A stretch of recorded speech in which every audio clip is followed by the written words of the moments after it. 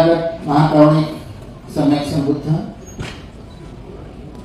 बोधिसत्व परमपूज्य भारतरत्न डॉक्टर बाबासाहेब आंबेडकर, कार्यक्रमाचे सन्माननीय आयोजक अशोक सरस्वती बौद्ध, प्राध्यापक डॉक्टर आनंद भारेरावजी आणि आजच्या सत्रामध्ये उद्घाटक म्हणून श्यामदादा गायकवाडजी, डॉक्टर चंद्रकांत साळवेजी, सर्व संयोजक आयोजक मंडळी, बुद्धविहार समन्वय समिती द्वारा आयोजित आजच्या या शहीद जनरल अरुण वैद्य टाउन हॉल उल्हासनगर 3 पश्चिम मध्ये होत असलेल्या कार्यक्रमास अधिवेशनासाठी म्हणून आलेले सर्व आदरणीय भिक्खूगण आणि सन्माननीय बुद्धविहारांचे प्रतिनिधी, उपासक उपासिका, बऱ्याच वेळपासून आपण अत्यंत महत्त्वाच्या विषयाबद्दल ऐकलेला आहे. अशोकजींनी चांगलं बोलले असं नाही म्हणणार मी, खरं बोलले असंच म्हणतो. चांगलं बोलणं सगळ्यांना येते, पण खरं कमी लोक बोलतात. आणि आताच डॉक्टर साहेबांनी सुद्धा चांगली मांडणी विविध विषयावर केलेली आहे. सर्वच इथे तज्ज्ञ मंडळी आहे. आमचे दैववर्य प्राध्यापक शुक्राचार्यजी गायकवाड आहेत. आपल्यापैकी बरेचसे अभ्यासक आहेत, वाचक आहेत. खरं म्हणजे मला 2-3 महिन्यापूर्वीच अशोकजींनी निमंत्रण दिलेलं होतं आणि त्या काही केला की सर्व आजारी मंडळी यायची. तेही खरं, मी 2 महिने आजारी होतो. काल छत्रपती संभाजीनगरला दवाखान्यासाठी MGMला चेकअपसाठी आलो होतो. एक जागतिक महिलांची परिषद भिक्षुणींची होती, त्या परिषदेत मला जावं लागलं आणि मला येणं होणार नाही असा एक संदेश मी अशोकजींना टाकला होता. परत त्यांचा फोन आला आणि त्यांची जे पोटतिडक दिसली अंतर्यामी मनातली की मी आलंच पाहिजे. खरं म्हणजे मी तिकीट रद्द केलेलं नव्हतं, त्यामुळे मला आपल्या या छानशा कार्यक्रमामध्ये आज येता आलं. छोटासा परिचय माझ्याबद्दल दिला. मी आपल्या या अधिवेशनामध्ये पहिल्यांदाच आलेलो आहे. ऐकत होतो मी विहाराच्या समन्वयाच्या बद्दल. पूर्णा जिल्हा परभणीला मी तसा राहतो. मला दीक्षा घेऊन 50 वर्ष झालेली आहेत आपल्या माहितीसाठी. MA PhD करून नेट सेट करून PhD सुद्धा मी केलेली आहे. पूर्ण जे सेंटर आहे तिथे विहार आहेच, बुद्धविहार ग्रंथालय आहे आणि ग्रंथालयामध्ये माझ्याकडे 20,000 ग्रंथ आहेत. विहारात एक अभ्यासिका केंद्र चालतंय स्पर्धा परीक्षेचं. कुठे त्याला फी नाही.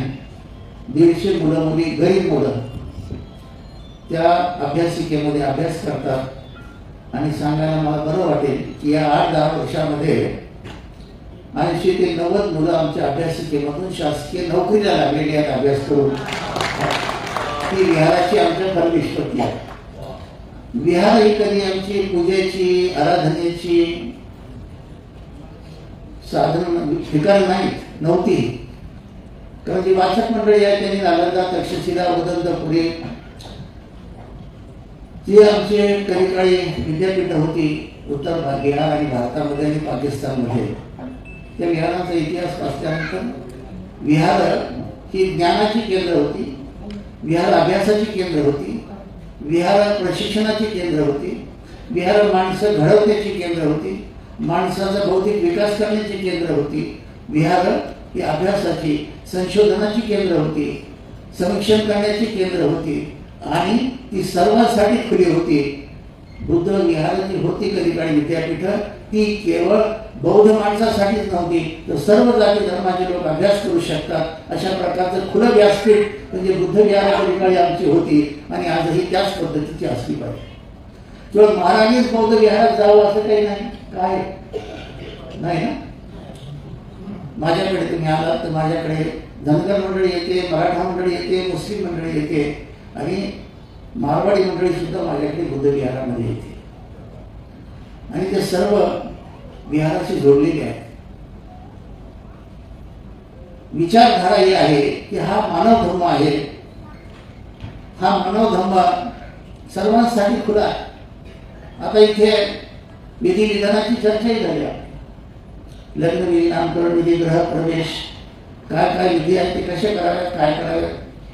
खरं म्हणजे तुमच्यापैकी काही त्रिपिटक साहित्य जर पाहिलं असेल, वाचलं असेल थोडं बहुत, कुठल्याही त्रिपिटक साहित्यामध्ये या विधी विधानाबद्दल कुठेही भाष्य केलेलं नाही, कुठेही नाही. त्रिपिटक राहू देत, डॉक्टर बाबासाहेब आंबेडकरांनी भगवान बुद्धांनी त्यांचं धम्मग्रंथ लिहिला, त्या ग्रंथात सुद्धा या विधी विधानाबद्दल कुठेही उल्लेख नाही. काय मग हा प्रश्न पडतो की त्रिपिटक साहित्यामध्ये उल्लेख नाही, बाबासाहेबांनी लिहिलेल्या ग्रंथात उल्लेख नाही, मग याचा अर्थ काय काढायचा, समजायचं काय आपल्याला, कसं समजून घ्यायचं. या विधी विधानाला फारसं महत्व नाही. हा धर्म आचरणीय धर्म आहे. आता श्रीलंकेमध्ये, थायलंडमध्ये, जपानमध्ये, कोरियामध्ये मी अनेक देशामध्ये गेलो. तिथे महिलांच्या गळ्यामध्ये मंगळसूत्र नाहीत, बांगड्या नाहीत, जोडवे नाहीत, कानामध्ये गळ्यामध्ये कुठेही काही नाही. आभूषण कोणतेच त्या महिलाकडे नाहीत, त्यांच्या गळ्यामध्ये मंगळसूत्रही नाही. खरं म्हणजे मला मंगळसूत्राचा अर्थच कळाला नाही बऱ्याच दिवस. काही दिवस मी त्याचा थोडा अभ्यास केल्यानंतर कळालं की लग्न झाल्यानंतर सर्व सूत्र बाईच्या हातात जातात, माणसाच्या मागे मंगळ लागतो, त्याच्यामुळे त्याला मंगळसूत्र म्हणतात.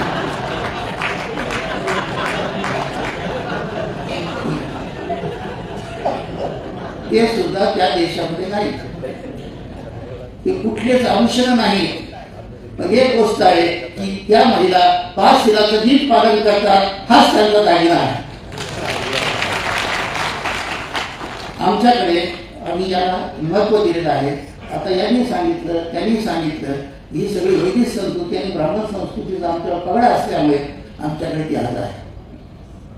वरवर आम्ही जरी बौद्ध दिसत असलो, बौद्ध असलो तरी आतमधून आणखी होण्याची गरज आहे. आतमध्ये नाही आहे ना का, आतमधलं बोलायचं.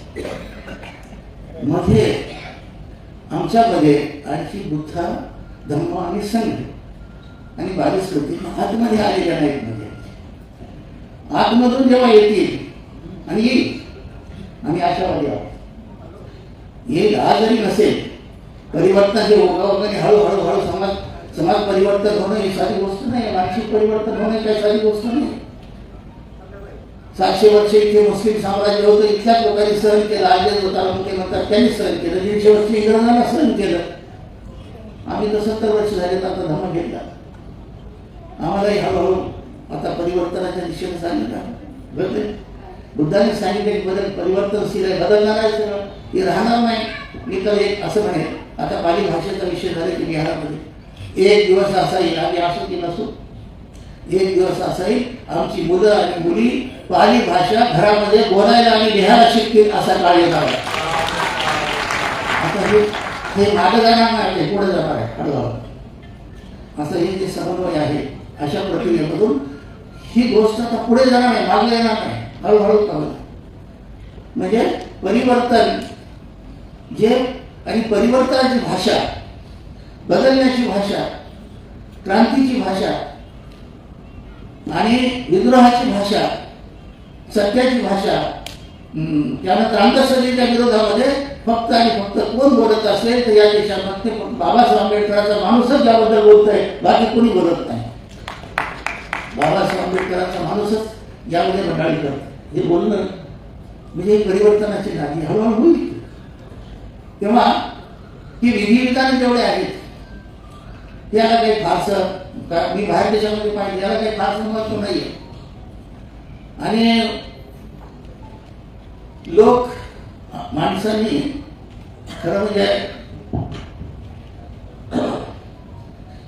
आपल्या परिवर्तनाचं बोलत असताना असे वनाचे बालानंद पंडितानंद सेवना पूजाच्या पूजनीयानंद एकाही मंगल महामंगल सूत्रामध्ये गाथा आली. एकच विधान त्यातलं आपण बोलूया, पूजाचे पूजनीयानंद एकाही मंगल. जे पूजेला पात्र आहे त्याची पूजा करावी, जे सत्काराला पात्र आहे त्यांचा सत्कार करावा, जे दान देण्याला पात्र आहे त्यांना दान द्यावं, जे सन्मान करायला पात्र आहे त्यांना सन्मान करावा, आदराला पात्र आहे त्याचा आदर तिथे जरूर करावं.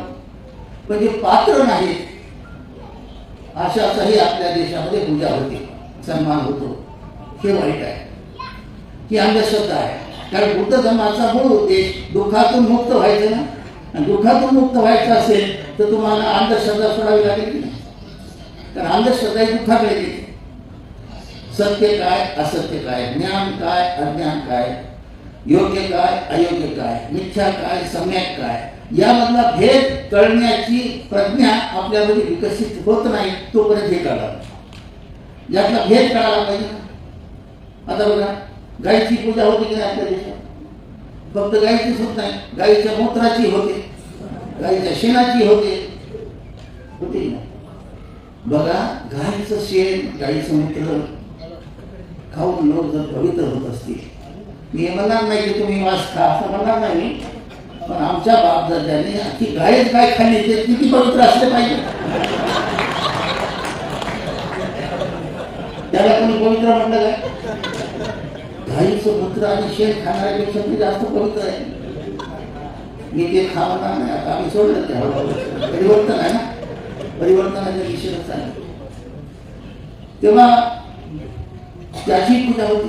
सापाची पूजा करतात नागपंचमी, बैलाची पूजा करतात. आता बैलाची पूजा केल्यावर त्याला सगळेच नाही का? सेन्सिटिव्ह आहे का बैल? त्याला प्रज्ञा आहे का? त्याला कळते का माझी पूजा होत नाही? मुंग्याची कुत्र्याची पूजा होती, खडोबा म्हणून. कशाची पूजा करतील लोक या देशामध्ये? काही नियम नाही. म्हणून ह्या सर्व पूजा व्यर्थ आहेत. बुद्धाने एकच विधान सांगितलं, पूजाचं पूजनीयानं घेतलं. मंगल उत्तम कशामध्ये आहे? मंगल काय? पूजा कशाची करावी?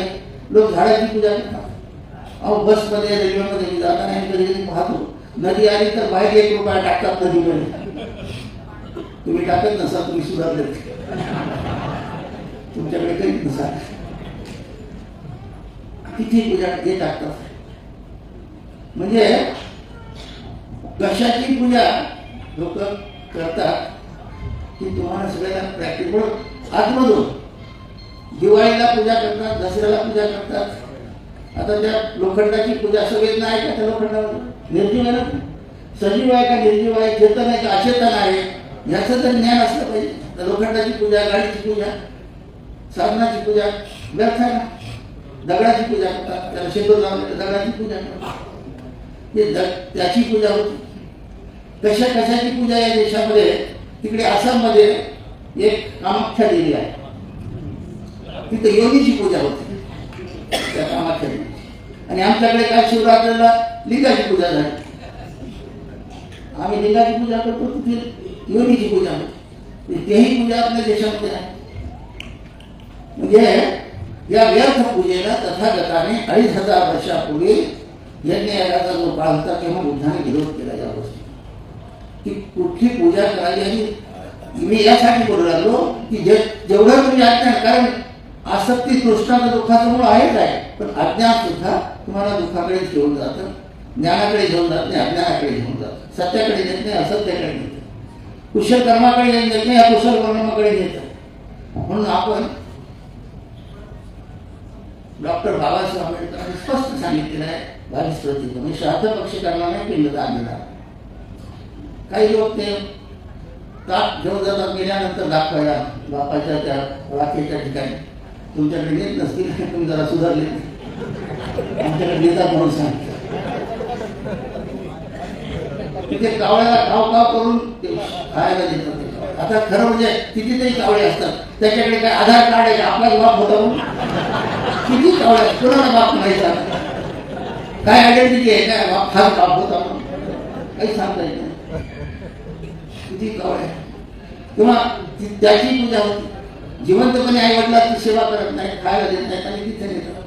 त्याच्यामध्ये त्या ताटामध्ये पुरी भाजी त्याच्यात काय असेल तेवढं देतात. काही ठिकाणी दारू देतात, मटणही देतात. का? त्याच्या आत्म्याला संतुष्टी मिळाली. म्हणजे त्याचा आत्मा जो भटकू लागला तो इकडे येऊ नये तिकडेच राहावा. आत्मा इकडे परत येऊ नये घरी, काय पाहिजे त्याच्या मड्यावर घरात, तर त्याचं येऊ नये आत्मा आपल्या घरी. तिथे पूजा होती बघा. आणि बऱ्याच ठिकाणी मी पाहिलं कपाळाला मेलेल्या त्याला 1 रुपयाला, आमच्याकडे लावत नसते, आमच्याकडे लावत असते. 500 रुपयाची नोट लावायची नाही, फार लबाड माणसं. त्याच्या तोंडात सोनं टाकतात, थोडंसं टाकतात का? त्याने कमवलेलं सर्व सोनं टाकत नाही, थोडंसं टाकत. फार लबाड म्हणजे गेल्यावरही त्याच्यासोबत का भाई त्याची पूजा होते म्हणायची. काही त्याचे कपडे वगैरे असतील विटाळलेले ते जाळून टाकतात, पण त्याची गाडी असते एखादी ती जाळून टाकतात. हा लबाड माणूस. त्याचा बंगला आहे, त्या बंगल्यात राहत होतात, ती बंगल्यात जायला पाहिजे. बंगला जाळीत नाही, गाडी जाळीत नाही, भारीची पोट असली ती जाळीत नाही, शेतकऱ्याची गाडी वगैरे चालली असेल ती जाळीत नाही. म्हणजे त्याची फसवणूक. आणि तिथे गेल्यावर आम्हाला म्हणतात ना ते जरा पाणी पाजून जातात. गेल्यावर त्याच्या सगळ्यांना जेव्हा पाणी पाजायचं तेव्हा नाही पाजत, पाणी पाजत तुमच्याकडे पाजत नसतील.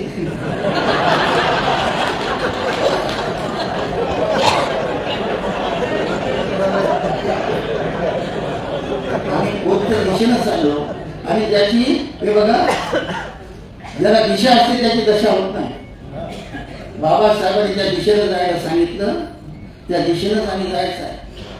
एक मनुष्य असतो, डॉक्टरकडे जातो, तपासतो, औषध गोळ्या घेतो आणि डॉक्टर म्हणतात तुम्ही काय करा, थोडं वजन कमी करा आणि रोज 10 किलोमीटर चालायचं.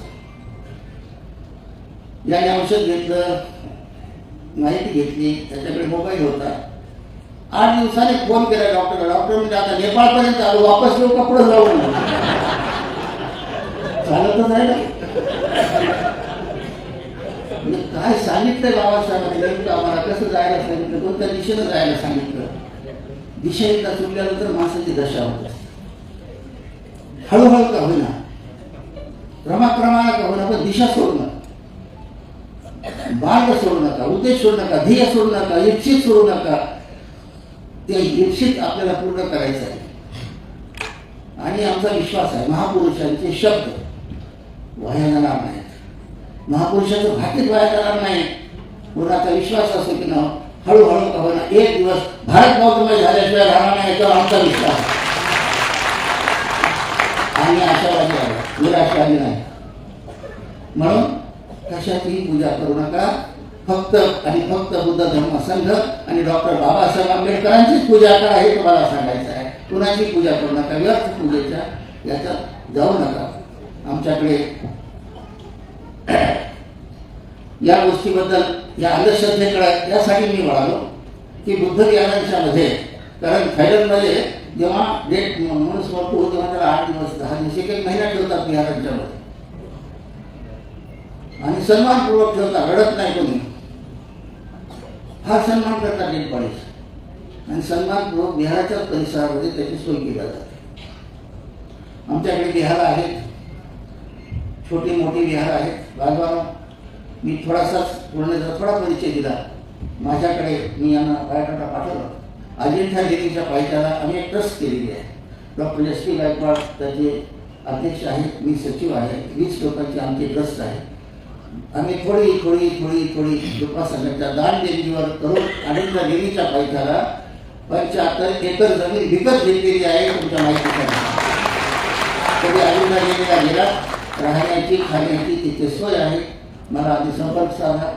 थांबायची सोय आहे, देणी पाहायची सोय आहे आणि जेवणाची सावायची सोय. आमचे छोटे म्हणजे इंचार्ज आहे तिथे बोधिधम्मा त्यांच्याकडे तुमची सोय होईल.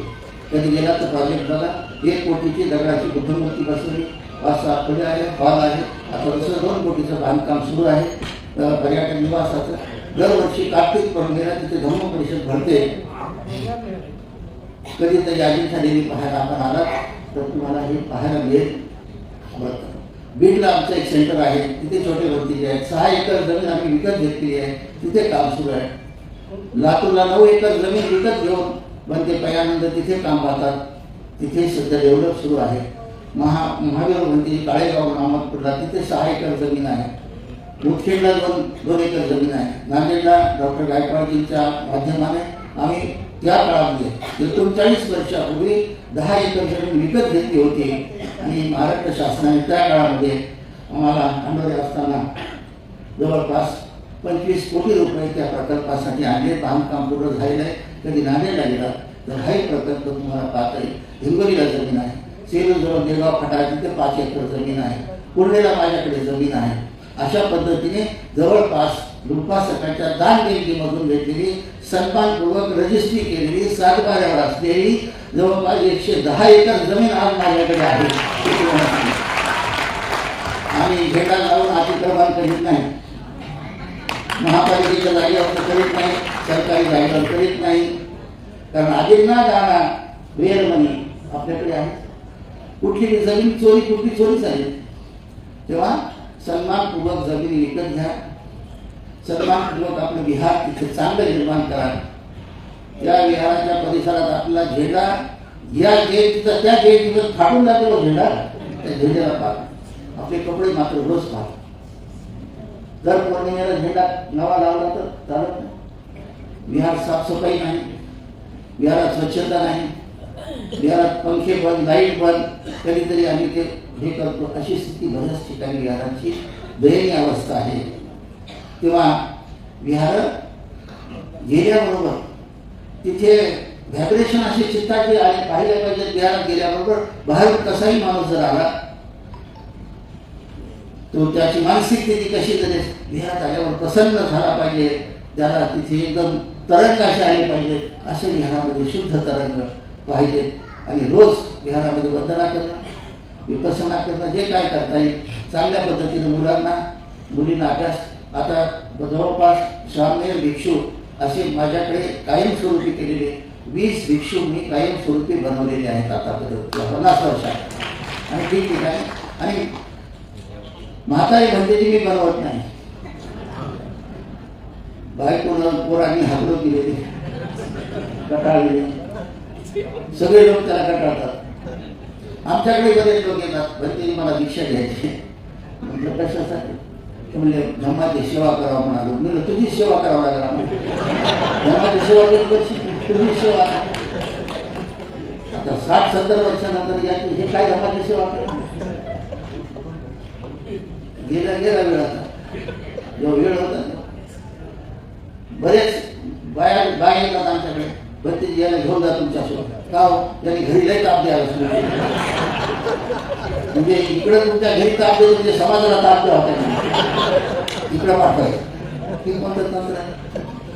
काही मुलं घेऊन येतात. भंतेजी मुला काय झाले, मॅट्रिक नापास झालाय, लय आगावर म्हणते, लय दारू पिते, लय भानगडी करते, याला घेऊन जातो. म्हणजे 90%वाला 95%वाला तुम्ही ठेवून घ्या आणि 35%वाला आमच्याकडे घ्या. 90%वाले 95%वाले देत नाही कोणी. त्याला डॉक्टर इंजिनियर बनवायचं. तुम्ही त्याला जसा तुम्हाला मुलाला वाटतंय इंजिनियर बनवावं, डॉक्टर बनवावं, पायलट बनवावं, हवाई सुंदरी बनवावं, असं जर वाटतं तुम्हाला तर एखादी बाई जेव्हा गरोदर असेल आमची, तिला पोटात असतानाच असा विचार आला की याला चांगला बौद्ध भिक्षू बनेल, असा विचार ज्या दिवशी येईल त्या दिवशी भारत बौद्ध नाही, भारत सुरुवात झाली असं म्हणतात. हा विचार येतो का आमच्या मनात? भिक्षू एखादा बनवायचा, चांगला मुलं, मिरिटचे मुलं चांगले भिक्षू बनवायचे. चांगले भिक्षू बनल्याशिवाय कसं होईल? प्रचार आणि प्रसार कसा होईल? म्हणून चांगले बौद्ध भिक्षू विहाराच्या सोबत का विहारात तिथे भिक्षू पाहिजे प्रशिक्षण द्यायला. तुम्ही थायलंडला सिद्ध केला, बाहेर देशात चायनामध्ये गेला तर प्रत्येक विहारामध्ये तुम्हाला भिक्षू दिसते. बुद्धगया सारनाथ डोंबिवलीला तुमच्यापैकी गेला तर भिक्षू तिथे पुजारी म्हणून बसत नाही तिथे कुठल्या विहारामध्ये. आता माझ्याकडे जर आला जे मोमबत्ती अगरबत्ती सुद्धा विहारात लावू देत नाही अशोकजी नाही. मोमबत्ती अगरबत्ती बाहेर बोधीवृक्षाखाली चबुतरा केलेला आहे. फुलं मोमबत्ती अगरबत्ती. कारण आपली माणसं संधी दिली की पेढी ठेवतात, साखरही ठेवतात, तिळगुळही ठेवतात, काही ठेवतात. आपली माणसं कशाला कमी करत नाही. भगवान बुद्धाला कुकर लावायला सुरू करतील, मुली लावायला सुरू करतील, काय करतील याचा नियम नाही आपली माणसं. तुम्ही करत नसाल.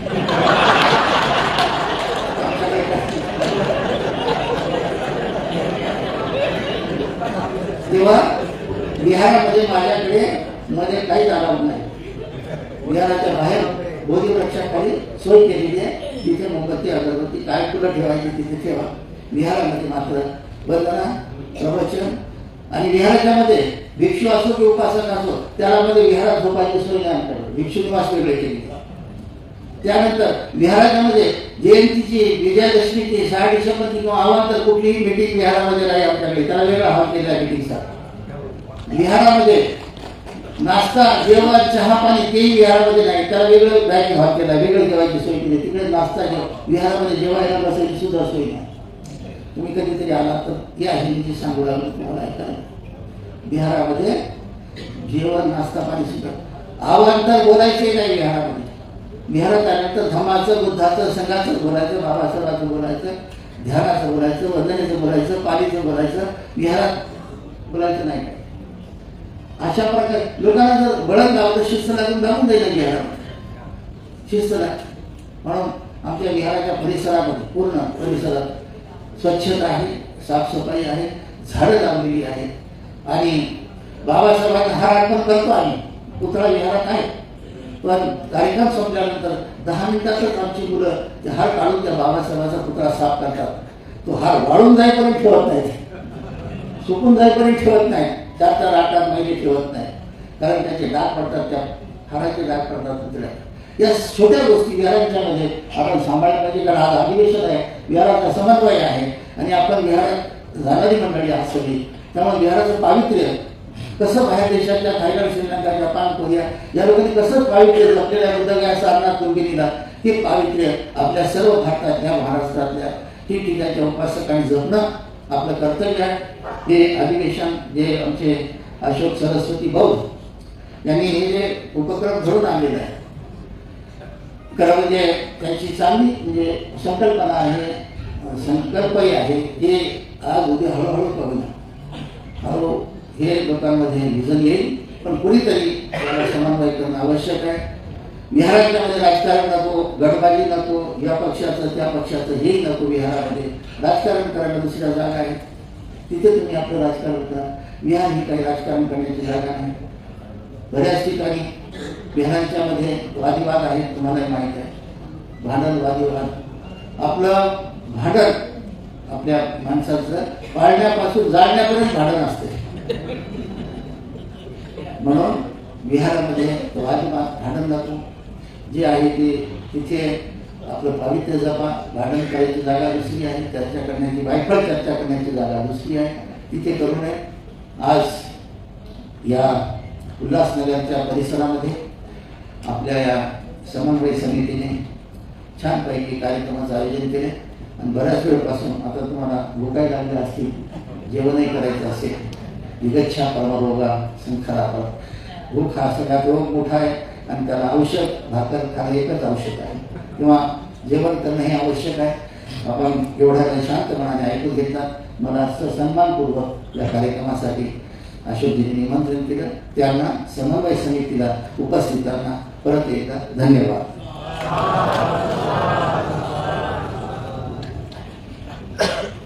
इस सत्र का आभार प्रदर्शन ठाणे जिला बुद्ध विहार समन्वय समिति के अध्यक्ष और अधिवेशन आयोजक दिगंबर हजारे साहब करेंगे।